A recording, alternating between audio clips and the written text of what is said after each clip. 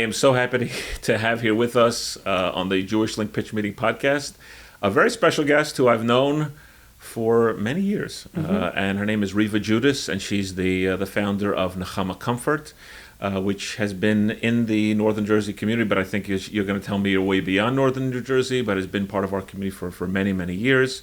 Reva, welcome. Thank you so much for having me, Moshe. Yes. And tell us a little bit about, not everyone, you've been in our paper so many times. Yes, thank you. But I don't know if everyone knows NechamaComfort, so tell me a little bit about yourself and NechamaComfort and how you got started. All right, thank you. Yes, it's interesting because so many people know about us, and then I meet people on the street and they're like, oh, I didn't know you do that. So I really thank you so much for this opportunity and for everything, how you support this organization. Really, it was founded 38 years ago, unofficially, when just up the street, my husband and I were living in Teaneck in the apartments, young couple, expecting our first baby. Things were a little different then, medical technology. The apartments haven't changed much. The apartments haven't changed at all. Yes. That is true, maybe new windows. But and it was much smaller. There were only 3 shuls in Teaneck. Reenact was in a house. Yep. There was one pizza store. Queen Anne Road did not look like this. I just have to tell you, I thought Teaneck was a tiny town. I had no idea. I didn't know it was a big. I thought it was like a minuscule. If it only had one pizza store, 38 years ago, around this time, I thought like it was like nothing. It was nothing. My husband moved here 50 years ago, and it was very small community, but tight knit. So we knew people. We were the typical couple. Everything was going great. I was an early childhood teacher, taught at the JCC in Tenafly, and I was due in May. And my father, which is another story, was an out-of-town rabbi. We're not going to mention your father. No. Well, okay. Good shout-out, Rabbi Green. Yep, Rabbi Green. That's another story, being a rabbi's child in the 60s, 70s, 80s. He was the rabbi in Reading, Pennsylvania. Doctor said I could go there for Pesach. And my water broke suddenly. And I gave birth in St. Joseph's Hospital, now claimed to fame that Taylor Swift was born there afterwards. So that's Reading, Pennsylvania. And everything was fine for 2 hours, where then we found out my son had a severe congenital heart defect. People listening think I'm a dinosaur. There was no test. There was nothing to let us know that this was happening. But hold on. But if he had been born 20 years later, 30 years later, there would have been testing. There would have been testing. Prenatal Today, there's echo-fetal cardiograms. One of my daughters had a heart problem that we were able to find out later on. But even this serious condition is still considered very serious. They wouldn't have been able to necessarily perform surgery today. In the womb or outside of the room. He was brought to Hershey Medical Center, which Milton Hershey, besides chocolate, had a wonderful, wonderful hospital. And he was born 10 o'clock at night, Thursday night, Chol Hamoed, Pesach, Erev Shabbos, and passed away 10 in the morning. And things were done not the way they should have been done, but the best that the professionals knew what to do. The mental health professionals, the medical professionals. We were told not to go to the hospital right away with him. We never saw him before he passed away. We didn't have the chance to say goodbye. We do have pictures of him because he was healthy for 2 hours. Wow. And we were fortunate because my father had smicha 30 years at that point, called Rav Soloveitchik's office, got through, and didn't know what to do. He was the rabbi, the grandfather. And when I say we were fortunate, not everybody was doing what we did. We were able to bury the baby, to give the baby a name. His name is Pesach. He had a bris because he did live for 12 hours. And we know where he's buried. He's buried in this small cemetery in Reading, Pennsylvania, that we go every year to visit. So we were told by the professionals, you don't need to go for therapy. Why do you need to go for therapy? You know why you're thoroughly depressed. We stayed in my parents for 3 weeks. There was no formal shiva. However, the phone never stopped ringing. It was before cell phones. People would come to visit and then just go back to your life. And that's what we did. Came back to Teaneck. Rabbi Adler was, our rabbi, our wonderful rabbi at the time, but was young, was only in his 30s. Our friends didn't know what to do. Right. My in-laws who live here, who owned the New Royal Bakery, they were Holocaust survivors. So to them, this was just, this is life. We move on, we don't talk about it. No. Go home and get pregnant. And that's what I did. We went home, we got pregnant. My oldest daughter was born Eliana, appropriately named. And but we were thoroughly depressed. We thoroughly did not know where to turn. And it wasn't postpartum depression. It wasn't postpartum depression. This is you lost a child. It was grief. It was grief. It was loss. It was nobody to talk to. Nobody understood it. I would look. The only publication at the time was the Jewish Press. I would look in the Jewish Press. Are there support groups? Are there articles? There was nothing. In the secular world, there was nothing. There was one organization, Compassionate Friends, that met in Englewood Hospital. This was 1987. It was a group for anybody that was grieving the loss of a person. So we had widowers whose husbands started to pass away who were Holocaust survivors. There was a lot of gang wars between Teaneck and Englewood in those days. We had gang members, families grieving, and me and my husband, 27-year-old from couple. So that lasted about 2 months, and then it was back to normal. I went back to teach at the JCC, and we sort of talked about it, but not talked about it. What I was told was Rabbi Adler and Moshe Bernstein at the time got up, made an announcement. People were sad, and then they didn't know what to say to us. People don't know what to say today, especially in those days, about any death. Nobody knew how to handle that. People whispered cancer. So it wasn't unusual to be alone. But people started calling me, reaching out. I had a miscarriage. I had a loss. My sister in Boston had a loss.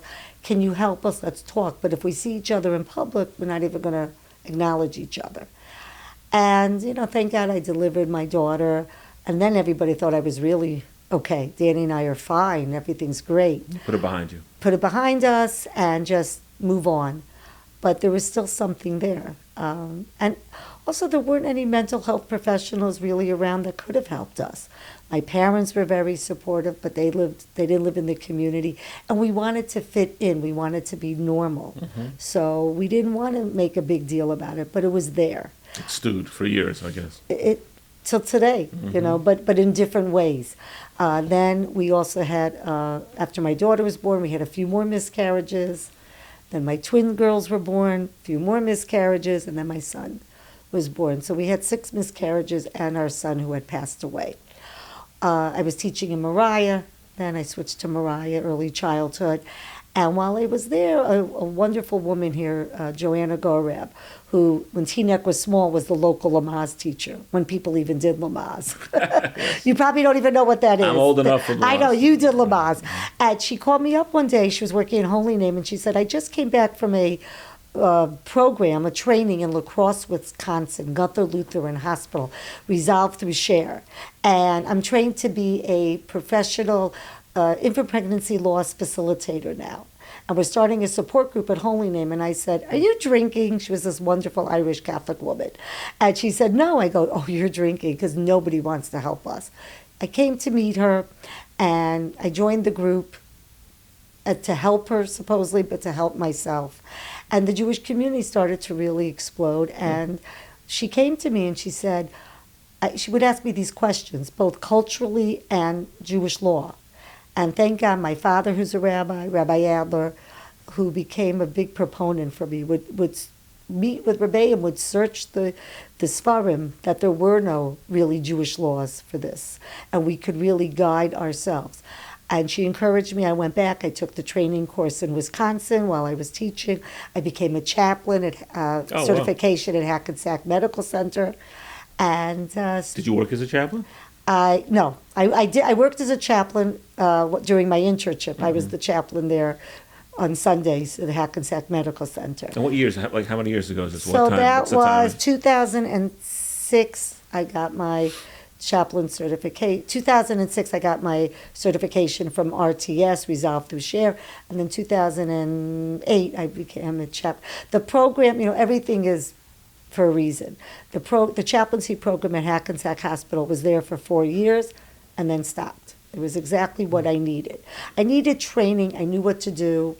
I knew I knew what needed to be done, but I wanted the chaplaincy program to help me how to talk to people professionally. Being like an educator, teacher background, that it help you as well? Yeah, well, I have my bachelor's of human and child development from Wayne State University in Detroit. So all of this helped, and being involved in the community. I was president of the Sisterhood, president of Amit.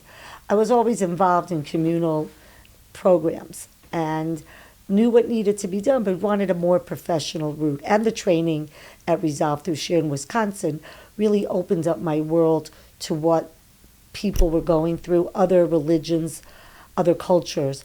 And we became the forefront in Judaism. The chaplain program, as well as Resolve through Share, looked to me.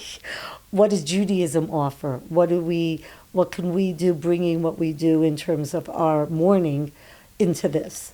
And, so then I started doing this part-time, twice a month Jewish support group at Holy Name. Holy Name ran a regular support group and the Jewish support group. I did that. Well, first I was in Englewood Hospital for a year, also Holy Name, and then it just exploded on its own. People would reach out to us. 2 women helped me from the beginning, Ellen Krischer and Esther Levy. Mm-hmm. They had experienced their own personal losses. And this was all volunteer part-time. We were really creating a program that nobody else had. We needed to break barriers. We needed to get into communities. We knew that we also needed to train, besides helping individual families, which we did on the phone or in our personal support groups. But rabbis would come to us, rebbitzins would come to us, community members. How do we help those going through pregnancy, infant loss? We then moved to the Jewish Family and Children's Services. They were looking for more groups. They brought us in to be fiscally housed at that point for that. We were able to take our donations under their own 501c3. We weren't funded by anybody but ourselves, and we still don't charge our clients for any of our services. And you think charging would be a negative? It would take away. Charging. In Israel we have we do charge because the system there is different. The socialized medicine. As we know, health insurance, that's another topic. What do they call it? What do you call it in Israel? NechamaComfort or just Nechama? We are, NechamaComfort. Okay. We are global. We are now global. We're in every continent except Antarctica, because Chabad is not there yet. That's what I always tell people. Well, so hold on. Okay. So you're becoming certified, you're becoming a chaplain. When did when did you get the idea that this is not just me, helping my fellow, right. grieving moms, so to speak? Or, when did this is something more? This could and should and will be something more. When did that realization sink in? About 15 years ago, a little bit more, about 20 years ago, we realized while we were at the Jewish Family Service about 15 years ago, people just started coming to us. So first of all, it's women, men, extended family. And we realized, I knew personally from my husband Danny that men need comfort and guidance too. Mm-hmm. But men we like to keep things inside. Yeah. Okay, yes. Not always. It's been interesting over the years how things have changed. Have changed somewhat, some men. Yeah. So we had a support group, and then in Teaneck, then we had a support group in Riverdale, reached out to us. Then we had another support group in Cedarhurst and a support group in West Hempstead. And we just developed these groups. We started to do more trainings. Dr. Blumenthal, Dr. Pelkovitz reached out to me from YU. Let's train the smicha students in the pastoral care. So we started doing that about 12 years ago. The Yoetzat Halacha, the mikveh attendants, were starting to come and say, we need help. And we started to do speaking engagements. We started speaking I spoke in Toronto, I spoke in Miami, we spoke in Detroit, LA. People would call me and we would, how to help the people going through infant pregnancy loss. Not only the couples going through pregnancy, infant loss, but it was becoming not as taboo. We wanted the stigma to go away. Right. And then, so we knew we were growing organically. People were reaching out, but how are we going to do this organization? So we had the support groups running. I was driving, all over. It was really when my youngest child was in 8th grade that I had the time now to really teach and to be able to expand. And we knew the need was there. We were missing the business aspect of it. I'm an educator, grew up in a rabbinical home. Never ran a nonprofit before. Yeah. Never ran and we were taught as a child growing up, it's not a business. You're not going to get money. You're just going to go to heaven and get Gan Eden. That's what chesed work is. Sounds good. Sounds good to me. Yeah. It sounds good, but let's be realistic. Yeah. I'll tell you a story in a second. So, as you know, the OU came out with the accelerator. Yeah, which you guys won, but we were the first cohort. I didn't realize. I didn't realize you really were the Yes. first. I thought you were like in the second or third. No, but we were the But I first. know that when you won it, like it was a big deal for NechamaComfort. It was huge. Yeah. I heard my brother works for NCSY, my brother John Green, and he heard the mutterings going on about 6 months before they came out. I said, I got to do this. And I'm not a pushy person. I said, I have to do everything to get into this cohort because I don't know business. My husband has a business. My son-in-laws are accountants. They don't touch not-for-profit.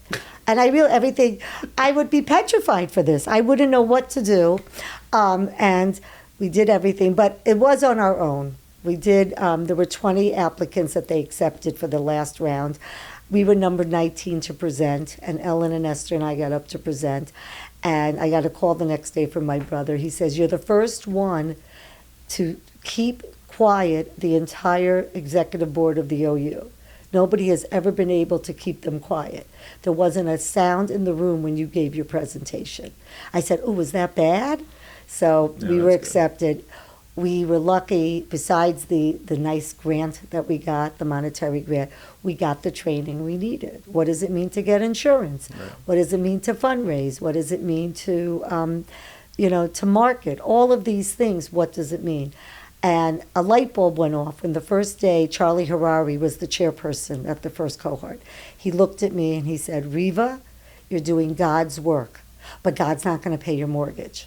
And it was like a light bulb went off. You're right. I have to.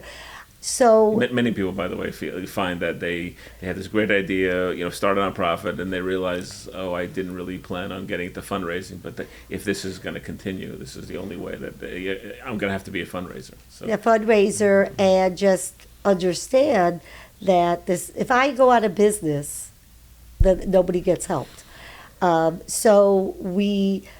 After that, it was still before COVID, so it still sounds ancient. We knew how were we going to expand. I had come home from a trip to Toronto in Florida, and I had said to Ellen and Esther, we need to get our own not-for-profit status, and we developed a board, and we applied, and we need to figure out a way to communicate. Am I going to start other support groups? How am I going to do the training? I was I'm very open. I'm a kindergarten teacher. Everybody gets along. But with this, I was extremely, extremely picky. My people had to know what to do. They had to know how to treat our Right. couples. And Ellen said to me, oh, I just read about a program coming out called Zoom. It's going to cost $1,000. We're going to sign up for training. And that was a lot of money. In Manhattan, and that was that summer, she told me in 2019. Wow. And 2020, COVID hit. And it sort of took us globally what we needed to do. We don't charge our clients. Yes. COVID helped you, or COVID helped. COVID helped me. I was petrified because I'm a person, people Right. person. How are we going to do therapy If you can't in person? Not in person. How are we going to get our things across? I didn't, and I cannot know. I mean, I know how to use a computer now. My only paid employee besides myself is my social media person, because I said I don't even know how to turn on the button. What if I forget? Right. How am I going to do that? And how are we going to be comfortable? And we learned in 2.5 hours. I'll never forget. It was a Friday, and Tuesday we launched on Zoom, and we had 25 people on the group. we started, the group was always for couples. Some men came in person, mostly women, but then we saw that people were comfortable in their environment. A couple of people would call in from bed. I'd say you have to really get out of bed a little bit now. Please, you can eat. Everyone wanted to eat. But we saw people coming on. They didn't, if they had little kids, if they emotionally weren't ready to be in a group, Right. it was fascinating. Men, first I would see their elbows coming on, and then I'd see them in the background. And by the fourth group, they'd be sitting next to their spouse. So we had people all over the world starting to come on. We were in the States. We were in Israel. We had already realized I had done some speaking engagements with Anglo communities in Israel. And really, COVID helped. We grew. We gained. Are some of those groups together, or no? People jump in and out, or you start groups based on fall, summer, academic. No, so our groups are open groups. So they're going constantly. I have a weekly group Tuesday nights, Eastern Standard Time. Weekly group Tuesday afternoons, twice a month. And you lead them, or someone else? I lead the groups Personally. We now have 15 case managers here and in Israel. English speaking, Hebrew speaking, both here and in Israel.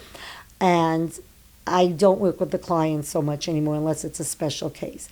But the groups, as much as I'm running this business, it's the groups that I still want to do. So it's a way to also get to keep the finger on the pulse of what's going Yeah. on. Also, Yeah. the groups are probably getting people who aren't sure what they need. Maybe they're looking for advice, help, and maybe not necessarily ready to commit to like a one-on-one, or I don't know. Well, the way we run is that they first have to talk to a case manager.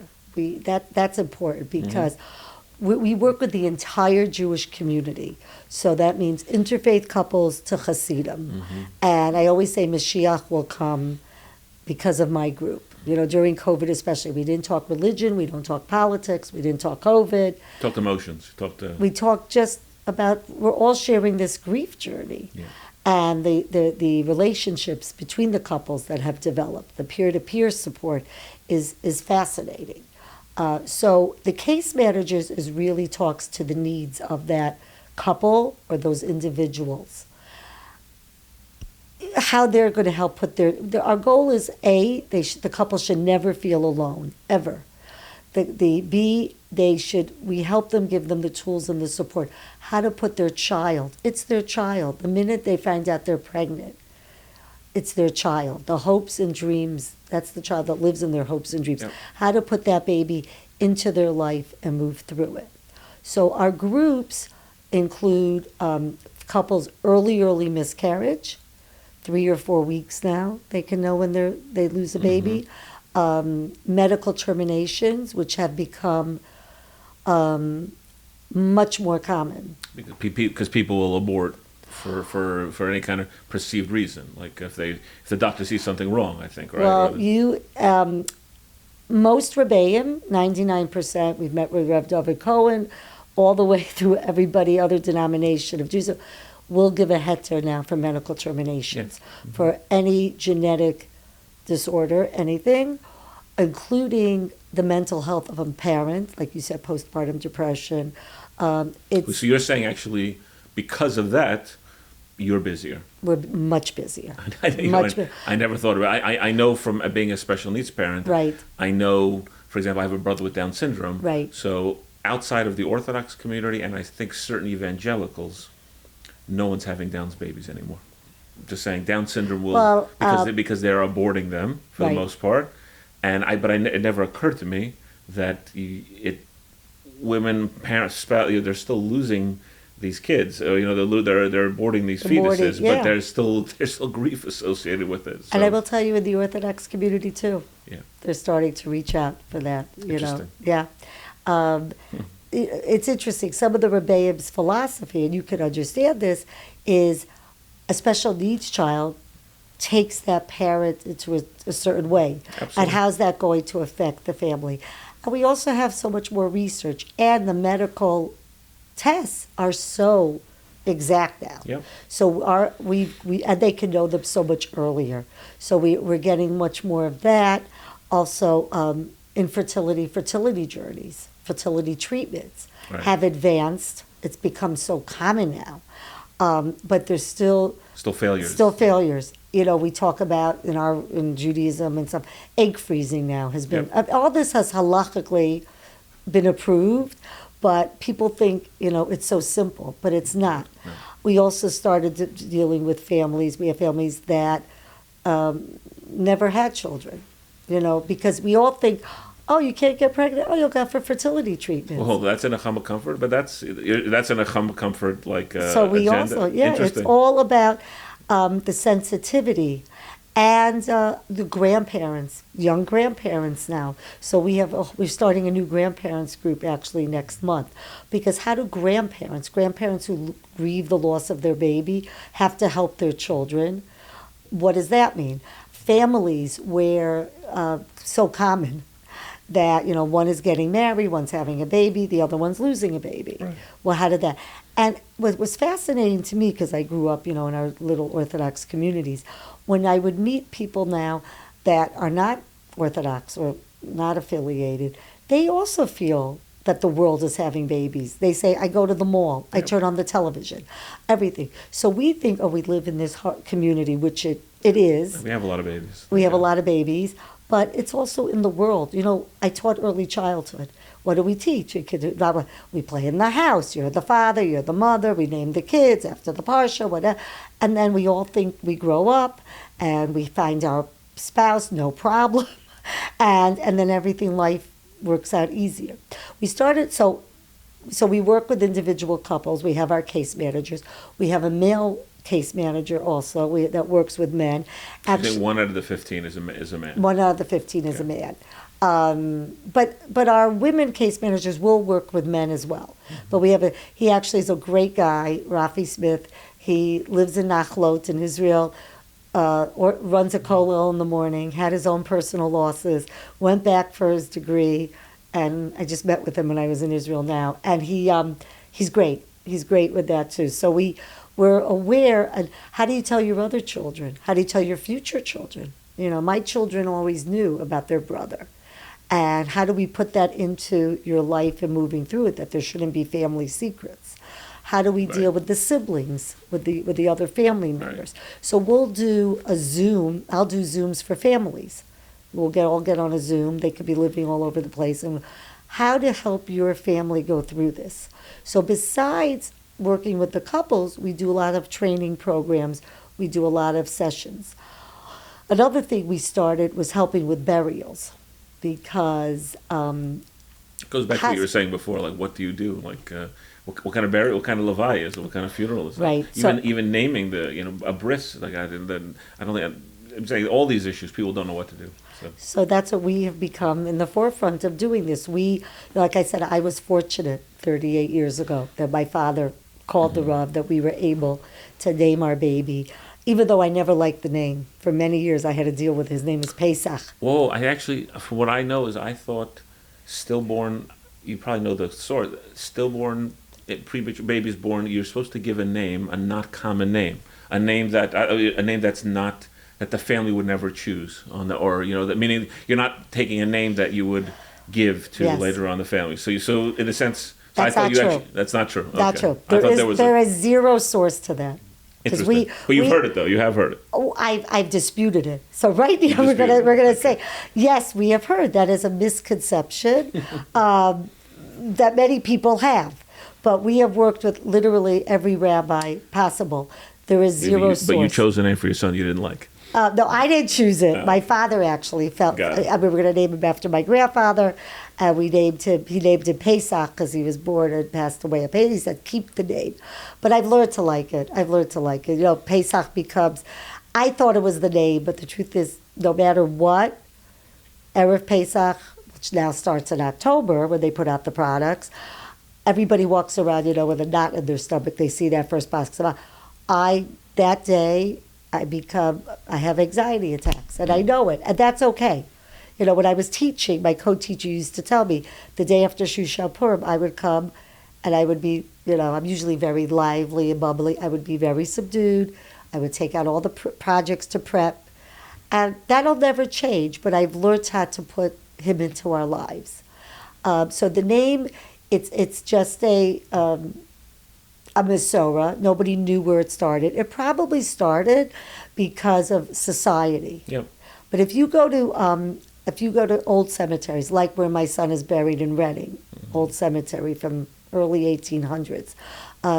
If you go to Europe, Israel, the Ramat Sevot, there are stones with babies' names on it. And there are beautiful headstones created. And we've seen them. And that's the point. There was no halacha. And everybody was Orthodox in those days when they were burying their babies. Yeah. But my grandmother lived in Hartford, Connecticut, 1942, had a baby that lived for 28 hours. She was never told where the baby was buried. She would go to the cemetery every year to see the family before Yontif. Always wanted to know, and there is no record.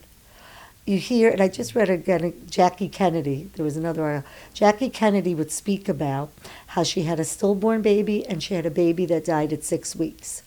And she never got over it, and she was never allowed to know where the stillborn was buried because it was. But with her husband, she got over it easier because everybody was grieving him. So it really was fascinating. And when everyone's grieving, it's easier.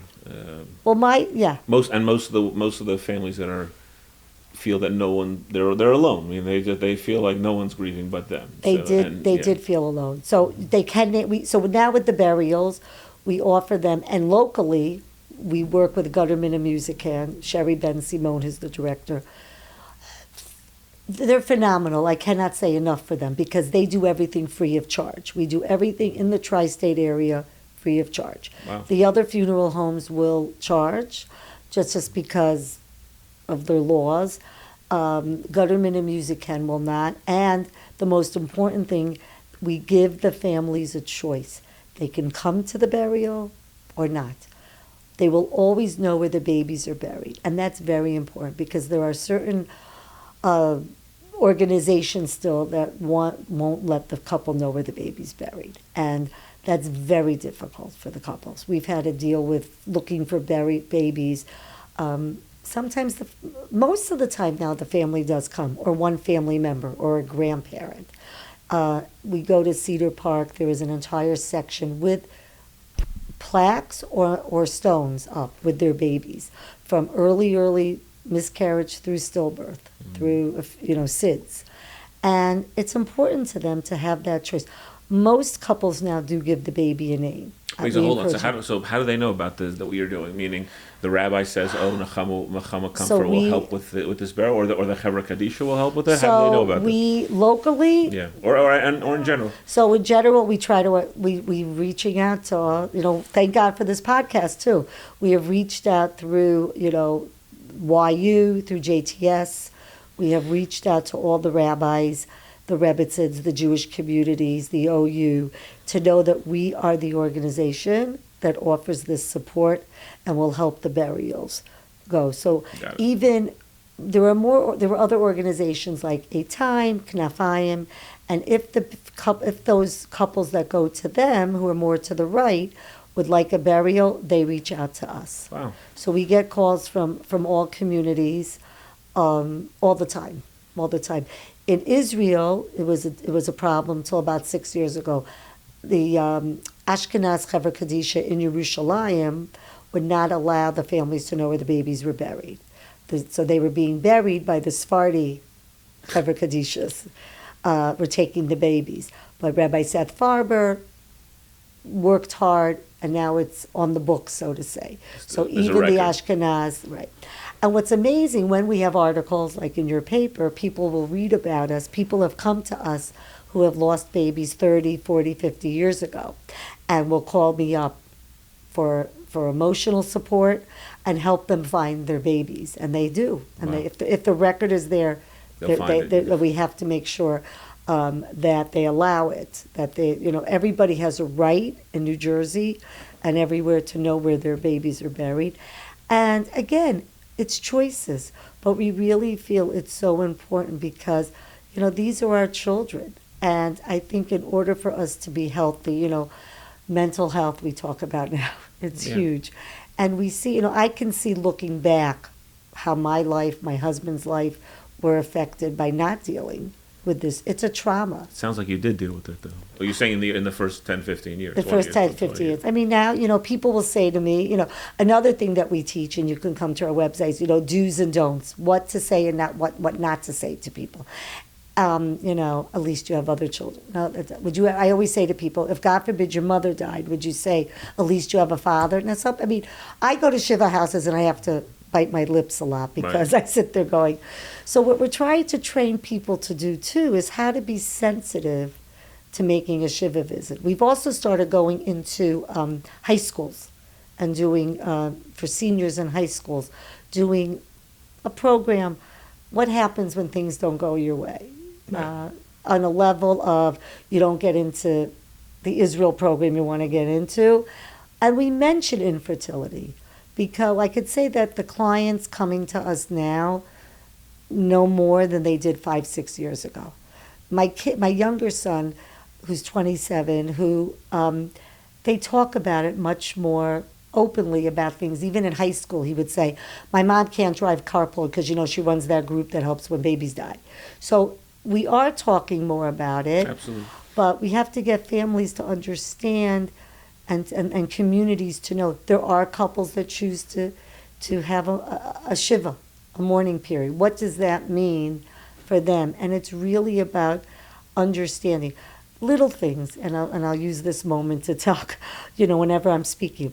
When you meet somebody new, don't say, oh, are you married? How long have you been married?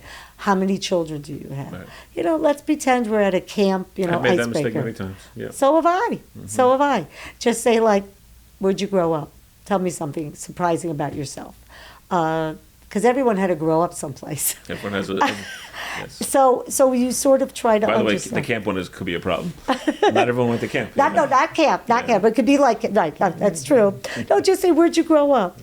Start playing. And that's really the point, is to be sensitive. And that's what we're trying to get people to understand. And you had asked me about charging our clients. So, we get our clients at the worst part of their lives. It's not expected.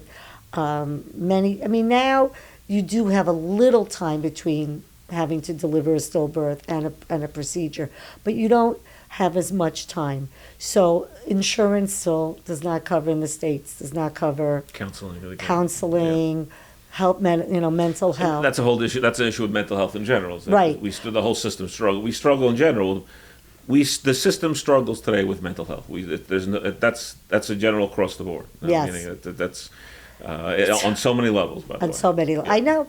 So when I get a couple, we get, we have our hotline. I have somebody takes the intakes. We get now about 6-7 new clients a week. Wow. Yeah.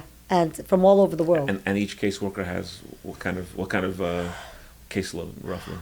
So it depends. They're all volunteers, my case managers. They're all trained volunteers. It just depends. I have some professionals that are off in the summer, so they'll take more of a caseload.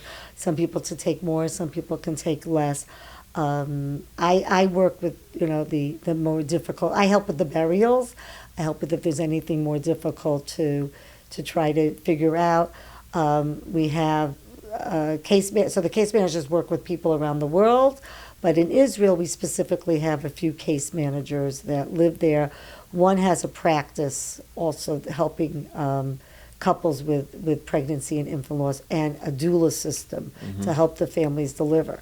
But when someone calls us, it's very difficult to charge. We're not going to say, okay, that'll be $150. When they need us in a crisis mode. Our support groups also to charge them. Even we would debate: do we charge $5? Sometimes that gets people to show up. Unfortunately, we don't have a problem having people show up. They don't need to do that. So we've chosen not to charge our clients and also, these couples are young couples. They don't have money. They don't all have money. Right. And people will say to me sometimes, oh, but their families could help. Their families are also in shock. Families still with mental health and problems.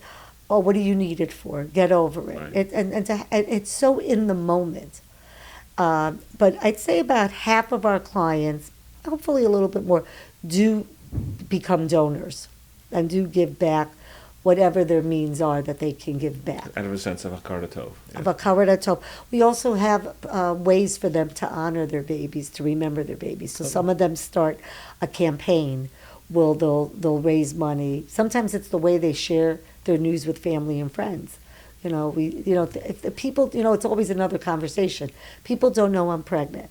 How am I going to tell my friends and family, hi, I'm pregnant, I'm not pregnant? So it's fascinating to me just to see how many more from young couples share the news now right away. In our communities, the gender, if you don't find out the gender, even in our Orthodox communities, there's something wrong with you. Everybody knows the gender now, and they're sharing the gender. And that may be okay. I just had a client last night who's afraid to tell. We're not supposed to be a superstitious people, but we are very superstitious with Ein Haras. Yes, we are. And I try to explain to people, I wish we were in control. It'd be so easier if we did this and ate this and went here, there, then everything would be good. But it's really something personal that we have to find that can help us get through this time. That's why we also have a pregnancy after loss group that we run for couples. How do you deal with that next pregnancy? That's not easy either. Right. Parenting after loss, grandparenting, I've become my own new support group. I found a few people. You become your own new support group. Okay. What does that mean? Yeah, what does that mean? Yeah. I now am in, thank God I have 9 grandchildren. My latest one was born 2 months ago. And thank you. But the minute they tell me they're pregnant, I have anxiety because I know what can happen. Yep. I live it now every day. So how do I deal with that? So I have a few people in my profession who have also become grandparents. You.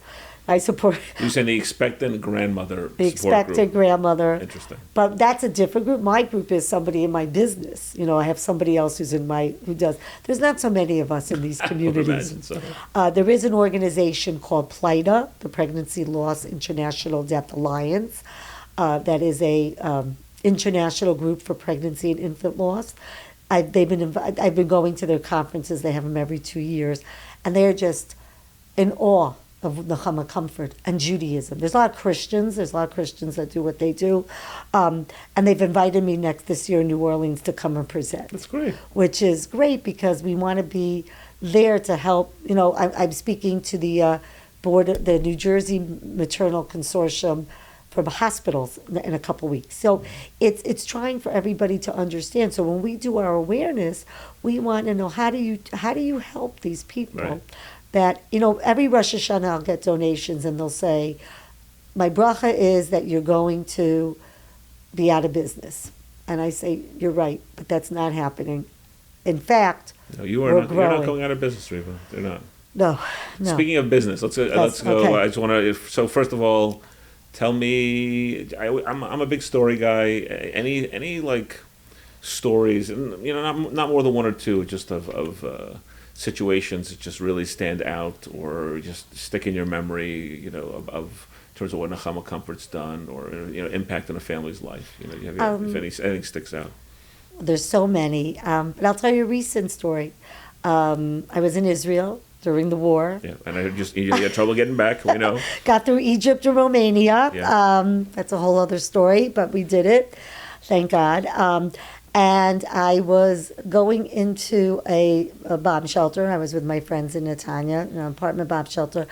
And I get I get a text. Hi, I'm in the Gush. I'm a social worker. She didn't know I was in Israel. I have a couple that has lost a baby, 5-month-old baby. The baby just got sick with a fever 4 months ago. I need your help. And I texted her back, well, obviously, we're all in the bomb shelter now. I'll be in touch in a little while. And she called me back in a couple hours.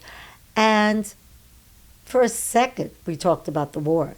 But it was really the focus on this Hebrew-speaking couple who are now getting help with our case managers and coming on the support group. And it was just showing me in general that, yes, the war is horrible, what we went through, what everybody went through. But when you're going through this pregnancy and infant loss, and when you're in a situation like in Israel or even here, things are going on, community things are going on, Yep. horrible tragedies, but you really need this help to help. And that was what showed me that even though, their neighbors were fighting and things, this couple was reaching out for help.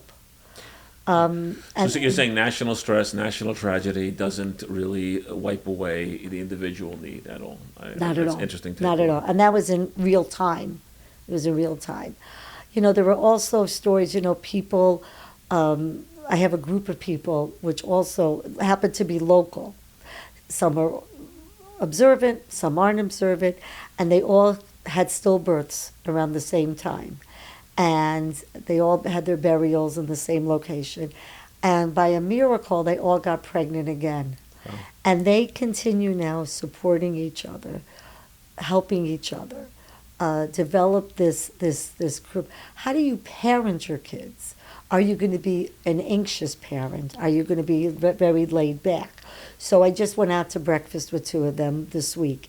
And there's still so much hakarat hatov, so grateful for this group that we've come. So it's always needing this loss. Or this morning I woke up to a couple that was struggling, horrific story how they lost their baby, and we followed them through pregnancy and for loss. They've called me every week, and they had a baby, and they had a baby boy today. So those are good moments. Wow. But I'm not going to put that on Facebook, because we need to be sensitive. We need to be sensitive about what we show, what we do. Having couples that will reach out to me on their baby's yard sites that know this is what happened to me 10 years ago. Couples that I'll know where the babies are buried. I'll have each hospital gives a memory box. I had a couple a few years ago call me up 5 years after the loss and say, guess where I went today? We went to the cemetery. I'm ready for my memory box. Wow. Or we have a pillow that my brothers and my sister-in-law made for me in memory of my son. So when that pillow is used at a bris. Mm-hmm. And also the fact that in our lives, my son's picture is hanging up on my mantle with all my family too. And I light a Shabbos candle for him. And my grandchildren, I have my granddaughters 14 and 11, and they asked their mother about it, and they know that he's not the firstborn, and that communities are understanding this and giving them, these families, a space to survive. So it's a constant, families, constant. So as my friend Charlie already told you, you're doing God's work. I've always been impressed from you from afar. Now I'm impressed from you up close.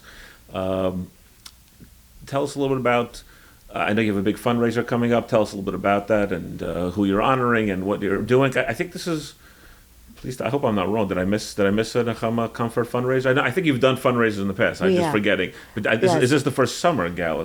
No. So actually, before COVID, which I always say is a different, we can't remember. Got it. So tell us about, okay, good. So I'm not that out of it. You're not out of that way. So actually, 9 years ago, we had our first summer Siyum event. Okay. And it was interesting because we were one of the first organizations locally to have a Siyum during the 9 days. Now it became common. We broke the barrier again, as we break barriers. And, I'm very happy about that. As a publisher, I want these events help me in the summer. So. Good. And it was questionable. TNEC had not done that. Yeah. And my dear friend who recently passed away, one of my cheerleaders, Moshe Kranzler, who was very close to us, and actually he and his wife were our first friends that reached out after our son passed away. So he was there for me, and he said, it was his idea. He goes, listen, let's be honest, we're going to do a Siyum during the 9 days. I'm going to go to YU. I'm going to tell everybody, who cares about the cause? We're having fleish.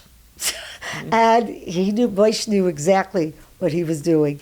And we did, and we had that 9 years ago, and it was very successful. It was a TNEC Jewish Center, and we had other events. We honored Lizzie Savetsky, who was our ambassador of hope and awareness before Israel, who still helps us. But we haven't done it in a few years. We did one over Zoom, and we felt it was time to do this again. we need to keep making people aware of NechamaComfort, of pregnancy and infant loss, and what it means. Even though, we have celebrities, John Legend, football players, a lot of sports people will open up about their pregnancy losses, but we still need to make people say, this is happening. We need a memorial still for people that are open, the people that aren't open, to recognize their babies.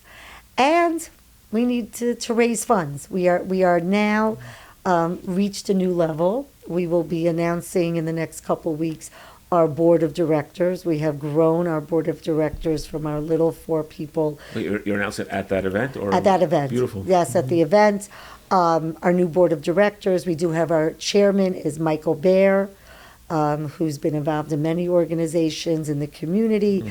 And we're really excited. We're going to have a variety of people who all walks, all professions, helping. If anybody else, there's still some positions open. Wait, tell us where the event is. Okay, so the event will be at a private home in Teaneck. Register and you'll get the information. Date. We are honoring Dr. Yoni Ratzestorfer. Yeah, he has a column in the paper this week. Yep. Yep. Oh, good. From Maternal Resources. And we are really grateful to Dr. Abdullah and Yoni. I know him as Yoni. Dr. Ratzestorfer. Dr. Ratzestorfer Sure. and the entire practice. We have sent many, many clients to their practice. Dr. Ratzestorfer has been really a consultant. His mom, Sharon, has been helping us, one of our case managers. And we would go to him when a new medical, procedure came out or test, we would go to him. The whole practice is so understanding, and that's one of the things we really need with our clients, especially after a loss. We need someone to hold their hand. It's not easy. Yeah. I know that Dr. Abdullah and his partner and Dr. Ratzestorfer are right. great. Do you have similar relationships with other practices, like maybe like 5 Towns or elsewhere? Brooklyn, people aren't rushing to go. We have practice. We're affiliated with everybody around the United States. We have practices. People do reach out to us. Again, because of the medical situation, many obstetrics, gynecologists have stopped obstetrics. Yeah. They've said locally we've had stuff. Holy Name has introduced now laborists to deliver the babies. So to find a good practice now and with insurance is difficult. Yeah. But we are affiliated. If anybody's watching this, please reach out to us because we're always looking to partner with obstetrics, gynecologists, mental health professionals as well. And this practice is really steps up. Also, they have their practices locally in Teaneck, Hackensack, Lakewood, which is the other communities. And they really work together and have an understanding. So we wanted to give them this recognition. And we're not going to exist unless we can raise the funds. We do this.